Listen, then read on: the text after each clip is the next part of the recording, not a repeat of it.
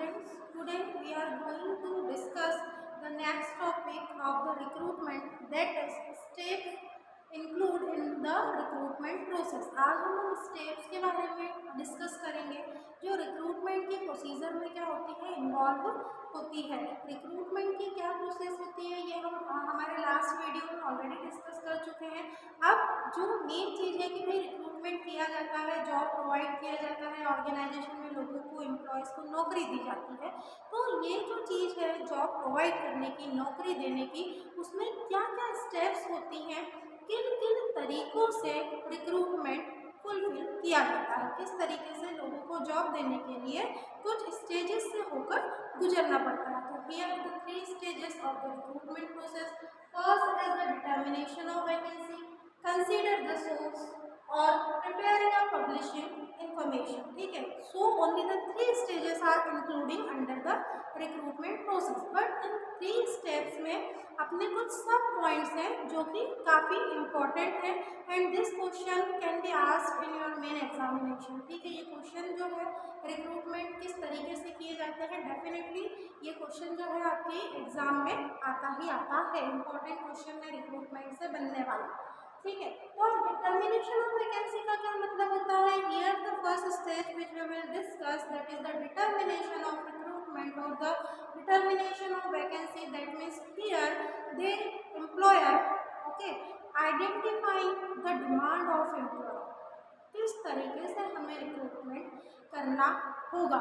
Recruitment करने के लिए सबसे पहले ये पता चलता है कि भाई how many vacancies, how many vacant seats are present in your organisation. आपकी ऑर्गेनाइजेशन में कितनी जगह, कितनी सीट हैं जो कि क्या है, वैकेंट है, खाली है। दैट मीन्स कि इन वैकेंट सीट्स को फुलफिल करने के लिए हमें न्यू एम्प्लॉयज़ की क्या है, रिक्वायरमेंट है। रिक्वायरमेंट होगी दैट मीन्स डिमांड होगी। ठीक है, हमें नए एम्प्लॉयज़ को रोजगार देने के लिए हमारे नंबर ऑफ वैकेंट सीट का, खाली जगहों का क्या करना होता है, डिटर्मिनेशन, आइडेंटिफाइंग, पता करना होता है कि भाई किस किस जगह वैकेंसी अवेलेबल है। प्रोडक्शन डिपार्टमेंट में है, HR डिपार्टमेंट में, सेल्स मार्केटिंग डिपार्टमेंट में है, ठीक है, परचेज डिपार्टमेंट में है, many departments are there as you know. तो किस डिपार्टमेंट में कौन कौन सी वैकेंसी है, कौन कौन सी वैकेंट सीट्स है, so only then they are start to identifying the vacancies. That means they want to know actual demand of their employees. ठीक है, अब इस डिटर्मिनेशन ऑफ वैकेंसी में क्या होता है, मैंने बताया कि डिमांड का, मांग का पता किया जाता है, but here the demand of employee, ठीक है, यहाँ प्रोडक्ट और सर्विसेज की डिमांड की बात नहीं है कि क्या मांग है, यहाँ पर डिटर्मिनेशन की जो बात करी जा रही है वो एम्प्लॉयज़, वर्कर्स, मजदूर के सेंस में की जा रही है कि कितने नंबर ऑफ एम्प्लॉयज़ की हमें एक्चुअली रिक्वायरमेंट है। तो अब ये डिटर्मिनेशन जब हमें करना होता है तो किन किन चीज़ों का पता चलेगा हमें, तब हम पता लगा पाएंगे। तो देखो, सबसे पहले if the organisation is newly open, अगर कोई ऑर्गेनाइजेशन है, अगर वो नया खुला है, नया अभी उसका वर्किंग स्टार्ट हुआ है, नया प्रोडक्शन सर्विसेज व्हाटएवर स्टार्ट हुआ है, दैट मीन्स कि नया ऑर्गेनाइजेशन है, तो नए ऑर्गेनाइजेशन में काम कौन करेगा, एम्प्लॉयज़, ठीक है, वर्कर्स। तो उस ऑर्गेनाइजेशन में पता चलेगा कि भाई हमारे प्रोडक्शन डिपार्टमेंट है, सेल्स डिपार्टमेंट है, परचेज डिपार्टमेंट है, और इन हर डिपार्टमेंट में हमें लगभग 20 एम्प्लॉयज़ की रिक्वायरमेंट है। तो न्यूली ओपन ऑर्गेनाइजेशन में किस डिमांड का पता चला, how many demands of employees are recognised, that is the 20 each department में ज़रूरत है। तो अगर कोई नया ऑर्गेनाइजेशन खुला है तो उसमें आइडेंटिफाई करना, पुराने में भी होता है जो पहले से खुला हुआ है, नया ऑर्गेनाइजेशन है, बट उसको हम इधर सोर्सेस में डिस्कस करेंगे। नेक्स्ट है what are change in policy और technology. If some changes take place into the policy or technology, so here again the requirement of employees can be arise. क्या होती है उस सिचुएशन में, नए एम्प्लॉयज़ की आवश्यकता होती है। अगर कोई हमने टेक्नोलॉजी चेंज किया, हमने कोई नया मशीनरी इंस्टॉल किया है, पुराने वर्कर्स जो हैं suppose they are still not trained या उन्हें उस पर काम करना नहीं आ रहा है, तो हमें उन टेक्नोलॉजी को समझने के लिए, उन टेक्नोलॉजीज़ पे काम करने के लिए नए एम्प्लॉयज़ की ज़रूरत है। तो सेकेंड नीड हमारी क्या होगी कि if the organisation is change their policies as well as the technology, so they need the new employees. Next, when employee leave an organization, yes, one more reason arise कि अगर भैया कोई employ है जो पहले से हमारी ऑर्गेनाइजेशन में काम कर रहा था और वो सपोज ऑर्गेनाइजेशन लीव करके चला जाता है, उसे उसका ट्रांसफ़र हो जाता है या वो खुद अपनी मर्जी से ऑर्गेनाइजेशन छोड़ देता है, कोई न्यू ऑर्गेनाइजेशन दूसरी जगह वो क्या कर लेता है, ज्वाइन कर लेता है, तो आपके यहाँ तो सीट वैकेंट होगी, आपके यहाँ तो उस पद पर वो पद खाली हो गया, ठीक है। तो उस न्यू वैकेंट सीट को because an employees leave his job, अगर कोई एम्प्लॉय कोई वर्कर अपनी जॉब छोड़कर जाता है ना, होता ही ऐसा मैक्सिमम, तो उस वैकेंट सीट को भरने के लिए now again they identifying the demand of their employees कि भाई उस जगह पर उस व्यक्ति की जगह कौन आएगा जो जॉब छोड़कर चला गया है, तो then they identifying the need of employee कि भैया इस जगह के लिए हमें नए एम्प्लॉयज़ की ज़रूरत है। तो इन फर्स्ट स्टेज सबसे पहले रिक्रूटमेंट में क्या पता लगाया जाता है कि कितने एम्प्लॉयज़ की हमें ज़रूरत है and what is the reason behind for searching the new employees, क्या कारण है, तो भैया नया ऑर्गेनाइजेशन खुला है, पॉलिसी टेक्नोलॉजी चेंज हुई है, और लास्ट क्या है कि कोई एम्प्लॉय जो काम कर रहा था बरसों से हमारे यहाँ वो जॉब छोड़ के चला गया है, रीज़न कैन बी एनीथिंग, कुछ भी हो सकता है।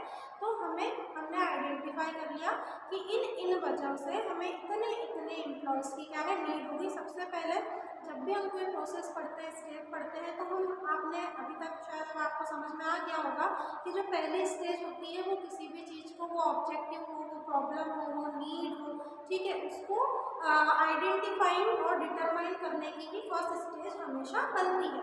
कभी भी किसी चीज़ की प्रोसेस है, that means the first stage always be the identification and determination, पता लगना समस्या का। यहाँ ये भी समस्या ही है कि भाई नए एम्प्लॉयज़ चाहिए, तो आइडेंटिफाई और डिटरमाइन द थिंग्स, वो कुछ भी हो सकती है प्रोसेस के अकॉर्डिंग, लेकिन होगी तो आइडेंटिफिकेशन की ही होगी, डिटर्मिनेशन की होगी। कुल मिला के पहली स्टेज हमेशा पता करने की होती है समस्या क्या है। अब दूसरा हमारा जो है वो है consider the source. This stage which is coming after the determination of vacancy, second stage क्या आती है हमारी, कंसीडर द सोर्स। अब कंसीडर द सोर्स का क्या मतलब होता है, whenever they identifying the demand of customer नहीं ना employee, when they identifying the demand of employee then they have to know what is about, किसके बारे में उन्हें पता करना होता है कि भाई how now we can supply. अब हमें सप्लाई की और फुलफिलमेंट की बात करनी है, किसकी, कस्टमर्स की। कि अब आता है हमारा नेक्स्ट स्टेज कि जहाँ पर हमें वर्कर्स की ज़रूरत होगी, उनकी रिक्रूट करने की ज़रूरत होगी, that means we need to supply here. अब हमें ये एम्प्लॉयज़ मिलेंगे कहाँ से, कैसे मिलेंगे, खुद चलकर आएंगे, हम जाएंगे, किसी के थ्रू बुलवाएंगे, क्या उसकी क्या क्या चीज़ें होंगी, किस किस तरीके से हम न्यू एम्प्लॉयज़ को हमारे यहाँ नियुक्तियाँ देने वाले हैं। जो वैकेंसीज का, जो वैकेंट सीट्स का हमने पता किया था, अब हम इस स्टेज में आकर उन खाली जगहों को, उन खाली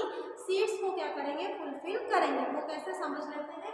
पहला होता है हमारा इंटरनल सोर्स, दूसरा होता है हमारा एक्सटर्नल सोर्स। इंटरनल सोर्स क्या होता है कि प्रेजेंट एम्प्लॉयज, ठीक है। अब इसमें तीन चीज बनेगी वापस से। पहला क्या बनेगा आपका प्रेजेंट एम्प्लॉय। प्रेजेंट एम्प्लॉय किस तरीके से, यहाँ पर आपको खाली जगह भरनी है तो इंटरनल सोर्स से भर्ती कर रहे हैं आप, ठीक है। तो पहला है आपके जो प्रेजेंट एम्प्लॉय है। अब प्रेजेंट एम्प्लॉय जो कार्यरत है उन्हीं के थ्रू आप कैसे खाली वैकेंसी फुलफिल करोगे, तो सुनो, उनके प्रमोशन के थ्रू, उनके डिमोशन के थ्रू, या उनके ट्रांसफ़र के थ्रू। कि भाई जैसे मैं हूँ इस ऑर्गेनाइजेशन में, मेरा कहीं ट्रांसफ़र हो जाता है ना, तो मैं जो हमारी सेम ऑर्गेनाइजेशन जैसे सन फार्मा यहाँ भी है, दूसरी जगह बीएनपी देवास में भी है, होशंगाबाद में भी है, तो ये लोग अगर इंटरनली क्या कर रहे हैं, रिक्रूट कर रहे हैं, तो बीएनपी का कोई व्यक्ति जो देवास में कार्यरत है लेकिन होशंगाबाद में उसकी आवश्यकता है, कोई एक जगह वहाँ पर खाली है, वैकेंसी है, तो बीएनपी देवास के व्यक्ति का ट्रांसफर करके उसको होशंगाबाद शिफ्ट कर दिया जाएगा, ठीक है। तो वैकेंसी प्रेजेंट एम्प्लॉयज़ के थ्रू फुलफिल हो गई। दूसरा होता है प्रमोशन, कि उस व्यक्ति वो असिस्टेंट मैनेजर था, असिस्टेंट मैनेजर से उठाकर उसको क्या कर दिया, मैनेजर के वैकेंसी पर, मैनेजर के पद पर उसको बिठा दिया, कोई खर्चा नहीं हुआ, असिस्टेंट मैनेजर से मैनेजर बना दिया। प्रमोशन जो हमने सभी ये टर्मिनोलॉजी सुन रखी है, ये शब्द सुना हुआ। थर्ड है डिमोशन। डिमोशन किस तरीके से कि भाई कोई काम व्यक्ति अब जो पद हमने उसको दिया था उस पर अगर वो अच्छा परफॉर्मेंस नहीं दे रहा है, लेकिन हम उस जॉब से उसको निकाल भी नहीं सकते, तो जैसे हम प्रमोशन करते हैं वैसे ही हम डिमोशन कर देते हैं। प्रमोशन का मतलब ऊपर जाना, डिमोशन का मतलब नीचे आना।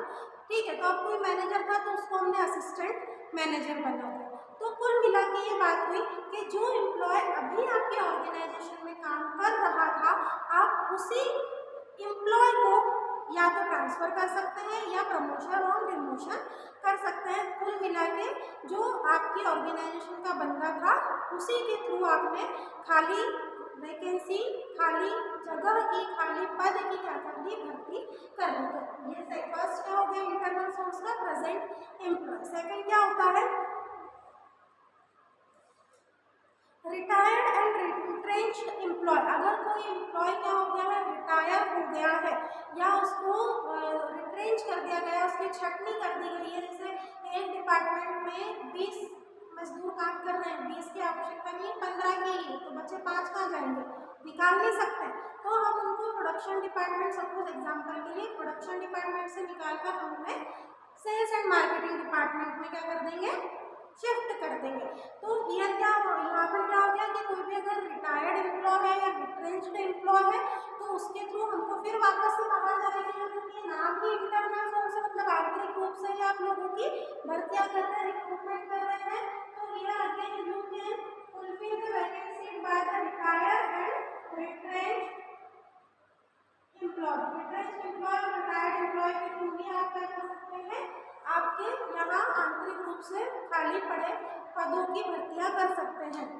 ठीक है, और लास्ट क्या हो जाएगा इंटरनल सोर्सेस का, dependents and the relative of deceased employee. ठीक है, अगर कोई व्यक्ति है जो कि क्या है, डिपेंडेंट है, जैसे हस्बैंड जॉब कर रहा था, हस्बैंड की डेथ करने के बाद उसका कोई सन है, डॉटर है या उसकी वाइफ है जो कुछ एजुकेटेड है, वो डिपेंडेंट है, तो उसको क्या कर दिया कि भाई एक्सपायर हो गया या एक्सीडेंट हो गया, वो काम करने के लिए एबल नहीं है, लेकिन आपके ऑर्गेनाइजेशन का व्यक्ति है या फिर उसको क्या हो गई, कोई भारी गंभीर बीमारी हो गई, डिसीज हो गई है, तो आपने उसके घर के किसी व्यक्ति को, किसी डिपेंडेंट पर्सन को क्या कर दिया, जॉब दे दिया। उस व्यक्ति की जगह आपने कोई नया व्यक्ति लाना तो सही समझा, लेकिन वो जो नया व्यक्ति है, वो जो नया एम्प्लॉय है, वो उसी का क्या है, या तो रिलेटिव होगा या उसके घर का कोई रियल मेंबर होगा। ठीक है, जिसके थ्रू ही आप क्या कर देंगे, इंटरनल तौर पर उस खाली पड़े पद की भर्ती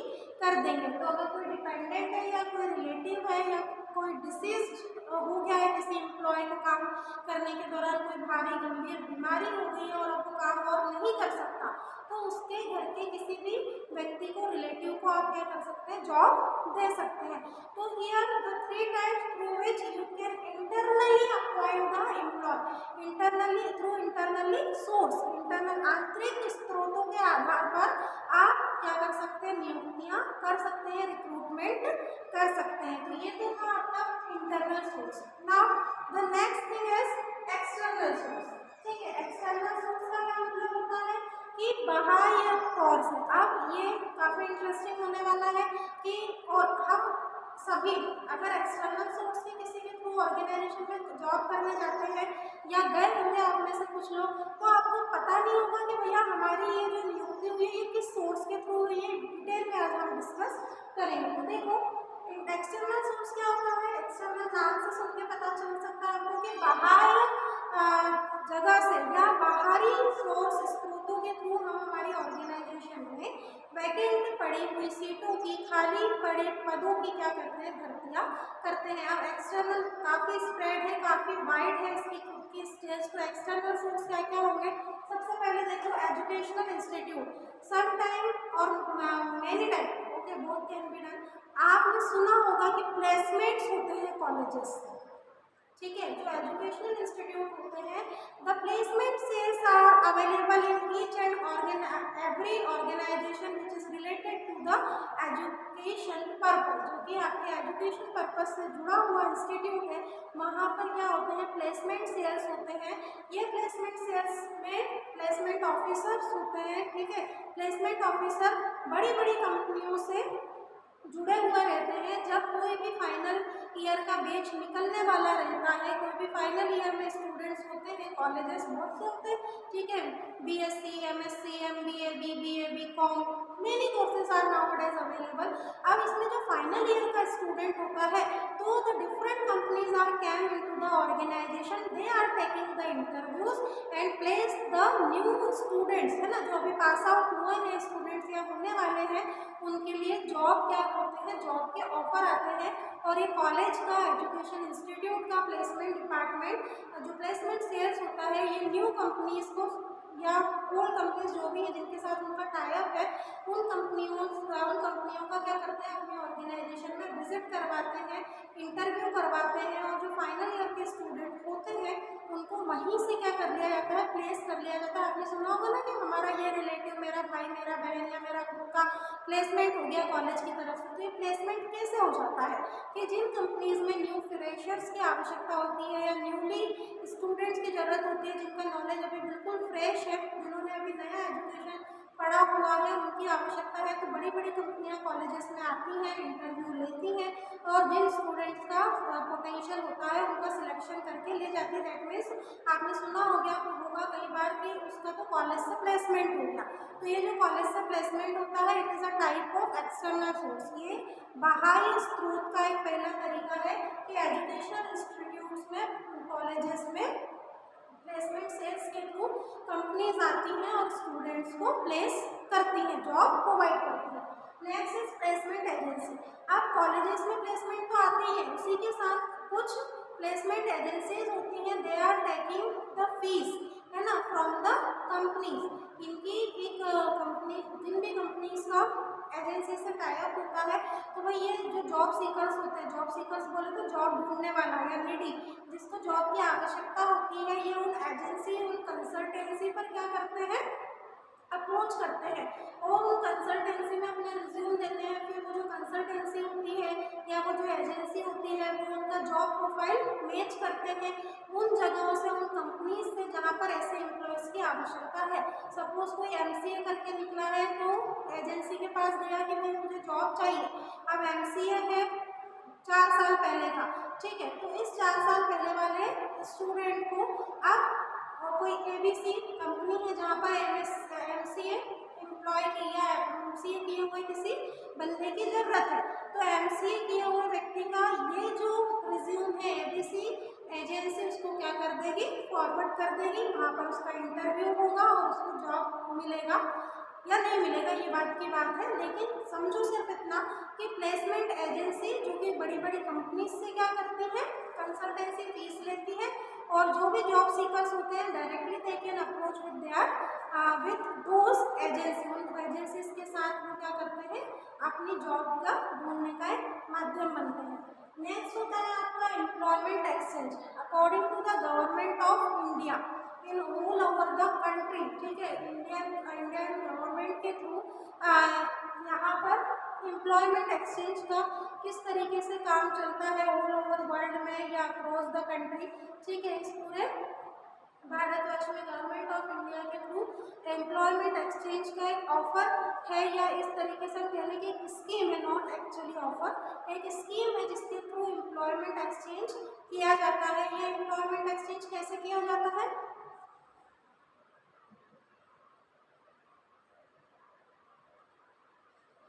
कि भाई जो भी जॉब सीकर्स हैं या जो नीडी पीपल हैं जिनको जॉब की आवश्यकता है, तो उन तक खबर पहुंचाई जाती है कि भाई जैसे रोजगार मेले आयोजित होते होंगे कई बार आपके टेलीफोन में, जब आप पंजीयन कराने जाते हैं या कोई एग्जाम आप दे चुके हैं, तो रोजगार मेले से आपके पास मैसेज आता है कि इस तारीख को इन कैंडिडेट्स के लिए इस वर्ष की आयु तक के लोग उसमें आ सकते हैं और इतने सैलरी पर जॉब कर सकते हैं। तो जो ये रोजगार मेले होते हैं, जो फेयर्स होते हैं फॉर एम्प्लॉयमेंट, उसमें आवश्यकता अनुसार या जो भी एम्प्लॉयज़ को ज़रूरत है वो उसका पार्ट बनते हैं, उसका हिस्सा बनते हैं, और वहाँ से जो जॉब सीकर्स हैं, जॉब ढूंढने वाले जो एम्प्लॉयज़ हैं, उनको वहाँ से जॉब मिल जाता है।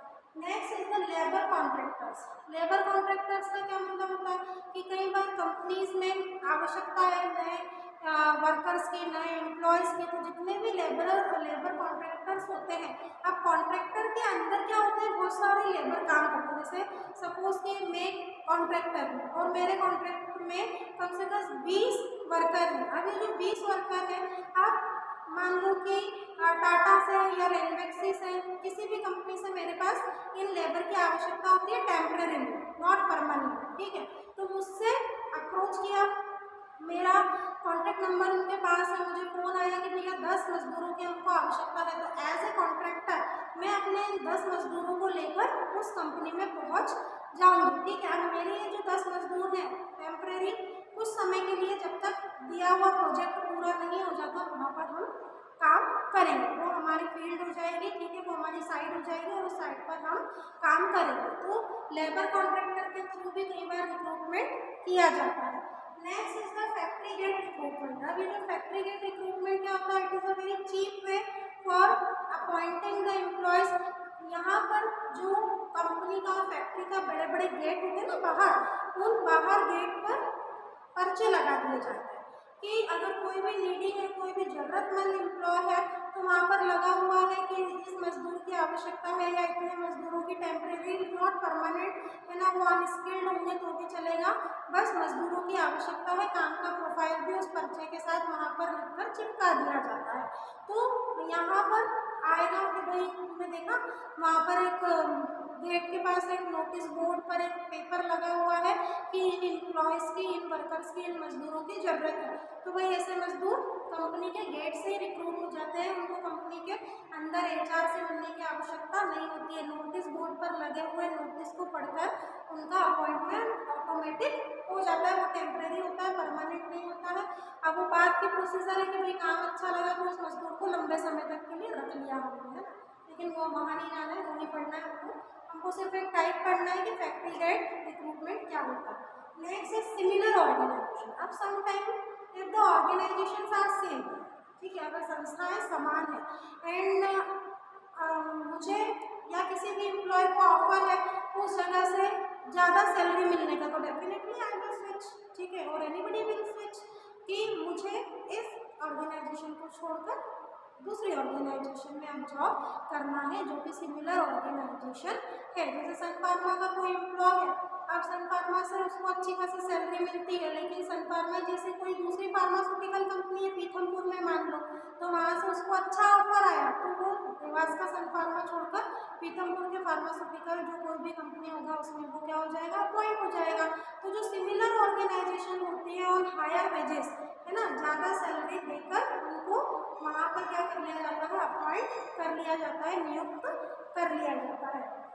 Next is employee reference. अब एम्प्लॉय रेफरेंस क्या होता है, those employees are currently working in your organisation, उनके जितने भी, मान लो कोई नीडी फैमिली मेम्बर है, कोई रिलेटिव है, कोई कलीग है, कोई नेबर है, तो उनके थ्रू क्या कर लिया जाता है, उन लोगों को जो कि ज़रूरतमंद है उनको अपॉइंट कर लिया जाता है, उनकी भर्तियाँ कर ली जाती है। जैसे मुझसे कहा कि भाई आपकी नज़र में अगर कोई व्यक्ति हो तो बताना, हमें प्रोडक्शन डिपार्टमेंट में मैनेजर की आवश्यकता है। तो अगर कोई मेरी नज़र में ऐसा व्यक्ति होगा जो कि मैनेजर होगा या कहीं से जॉब छोड़ना चाहता होगा मैनेजर के पद से, या मेरा कोई खुद का फैमिली मेम्बर होगा, मेरा कोई रिलेटिव होगा, मेरा कोई नेबर होगा, पड़ोसी होगा, तो मैं उसका नाम सजेस्ट कर दूँगी कि हाँ भाई वो व्यक्ति है और उनके लिए हम यहाँ पर उनका इंटरव्यू हम यहाँ लेकर उनको रिक्रूट कर सकते हैं।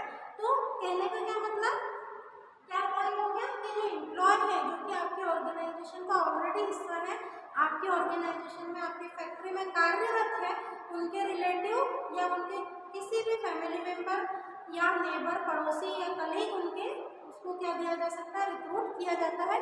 तो यहाँ पर तरीका क्या हो गया कि जो एम्प्लॉय खुद काम कर रहे हैं उन्हीं के थ्रू हमने कोई एम्प्लॉय को बुलाना है। और लास्ट होता है प्रेस एडवर्टीजमेंट। प्रेस एडवर्टीजमेंट क्या होता है कि with the help of newspapers and journals, maximum companies are giving the advertisement related to the vacancy of their organizations are published on those newspaper, ठीक है, जो भी न्यूज़पेपर न्यूज़पेपर है, जो भी समाचार पत्र है या जर्नल्स होते हैं, अपने आप देखा होगा दैनिक भास्कर के साथ क्लासिफाइड आता है, बहुत सारी जॉब वैकेंसी उसमें क्या होती है, लिखी होती है। तो ये क्या हो गया है, बहुत ही सिंपल तरीका हो गया जो मैक्सिमम कंपनीज यूज करती हैं। तो ये न्यूज़पेपर में आपकी कंपनी की वैकेंसी लेकर कि भाई प्लम्बर, इंजीनियर, मैनेजर, रिसेप्शनिस्ट, इनके इतने इतने पद लिख दिए और एडवर्टीजमेंट निकाल दिया। तो आप इस तारीख को वॉक इन इंटरव्यू के थ्रू या रिज्यूम आप ईमेल के थ्रू सेंड करके आपके पासपोर्ट साइज फोटो के साथ एप्लीकेशन लगा के आप किस पद के लिए रिज्यूम भेज रहे हैं और ये इन्फॉर्मेशन लिखकर आप सेंड कर दीजिए। तो आप कर देते हैं, तो वो क्या कौन से माध्यम करते हैं आप वहाँ पर, प्रेस एडवर्टाइजमेंट। ठीक है, तो प्रेस एडवर्टीजमेंट के थ्रू कई बार ये होता है ना कि आपसे पूछा जाता है कि भाई आप इंटरव्यू देने आएंगे तो किस तरीके से आया था, आप बताते हैं मेरे रिलेटिव ने सजेस्ट किया था, मैंने न्यूज़पेपर में आपके ऑर्गेनाइजेशन का एडवर्टाइजमेंट विज्ञापन देखा था। ठीक है, या इनमें से कोई भी एक माध्यम हो सकता है, कोई भी एक स्रोत हो सकता है। अब अगर आपने कहीं जॉब किया है तो आप पता कर लें कि आपने इंटरनली किया है सोर्स के थ्रू या एक्सटर्नली सोर्स से अगर आप अपॉइंट हुए हैं, तो आप इनमें से किस पॉइंट के अंतर्गत आ रहे हैं। आप कैजुअल कॉलर्स का चुन लिया है। कैजुअल कॉलर्स क्या होता है कि casual callers generally are calling. ठीक है, जो जॉब सीकर्स होते हैं, कई बार होता है ना कि हमारी ऑर्गेनाइजेशन में इन एम्प्लॉयज़ की ज़रूरत है, आपको तो हम बोलते हैं भैया आपको मेरा नंबर कहाँ से मिला, आपको कैसे पता चला कि मुझे जॉब चाहिए। तो generally they only calling casual कि भाई कोई व्यक्ति हो जो ऐसा आ जाए हमारे रडार में कि इसको जॉब की आवश्यकता है, तो कैजुअल कॉलर के तौर पर they are calling us and if we want so we can give the interview in those organisation जिसमें वो हमें बताएं। तो अब आप खुद पता कर सकते हैं कि अगर आप किसी ऑर्गेनाइजेशन में काम करने गए हैं, किसी फैक्ट्री में आप काम करने गए हैं, तो इनमें से आप किस माध्यम के थ्रू गए हैं, आपका किस माध्यम के थ्रू, किस स्रोत के थ्रू वहाँ पर आपका सिलेक्शन हुआ है, आपका रिक्रूटमेंट हुआ है। और लास्ट होती है प्रिपेयरिंग अ पब्लिशिंग इंफॉर्मेशन, जिसमें लास्ट सेशन में हम क्या करते हैं कि पब्लिशिंग इंफॉर्मेशन जो है उसकी प्रिपरेशन करते हैं। वो न्यूज़पेपर वाली आर्टिकल होता है कि न्यूज़पेपर या जर्नल्स में आप अपने यहाँ की वैकेंट सीट का एडवर्टाइजमेंट देकर रिक्रूटमेंट कर सकते हैं। So dear students, here we have discussed the steps which is involving in the recruitment process. ठीक है, ये इस पर क्वेश्चन बनता है, तो you must watch this video carefully and you have to prepare for this question in your main examination. Thank you.